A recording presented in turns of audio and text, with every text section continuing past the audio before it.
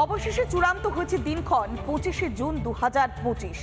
সেই চূড়ান্ত দিন যেদিন মহাকাশের উদ্দেশ্যে পাড়ি দেবেন ভারতের গ্রুপ ক্যাপ্টেন শুভাংশু শুক্লা সহ আরও 4 জন। এই যে অপেক্ষা, সেই অপেক্ষার অবশেষে অবসান হয়েছে। একদিকে নাসা, অক্সিওম স্পেস এবং স্পেস এক্সের যৌথভাবে এই উদ্যোগ, আর তাতেই এবার সাফল্যের দিকে এগিয়ে যাচ্ছে ভারত।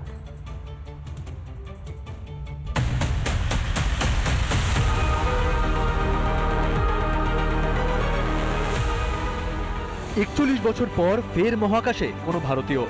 এর আগে 7 বার মহাকাশ যাত্রায় বাধা পেয়েছিল মিশন অ্যাক্সিওম 4 এর স্পেসক্রাফট ড্রাগন।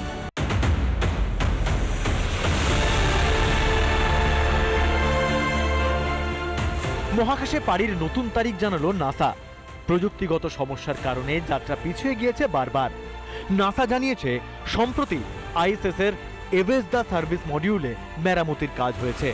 25শে জুন বুধবার দুপুরে ফ্লোরিডার নাসা স্পেস রিসার্চ সেন্টার থেকে রওনা দেবে স্পেসক্রাফট ড্রাগন।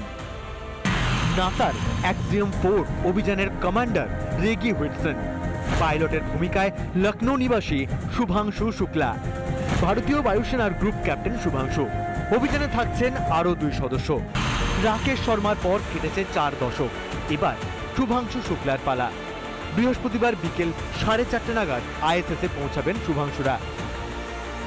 গুরুত্বপূর্ণ মিশন হওয়ার জন্য যে সম্পূর্ণ এটাকে পুঙ্খানুপুঙ্খভাবে পরীক্ষা করে যখন দেখা গেছে যে লিকটা বন্ধ হয়েছে লিকুইড অক্সিজেনের, সেই জন্য গ্রিন সিগন্যাল দেওয়া হয়েছে।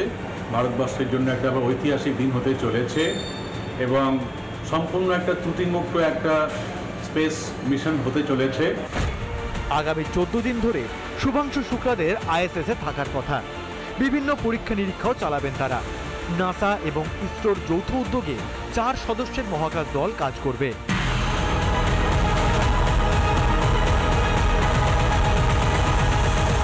রিপাবলিক বাংলা।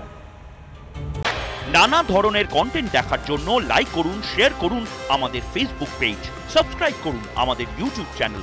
পাশাপাশি অন্যান্য ব্রেকিং নিউজের জন্য অবশ্যই চোখ রাখুন রিপাবলিক বাংলায়।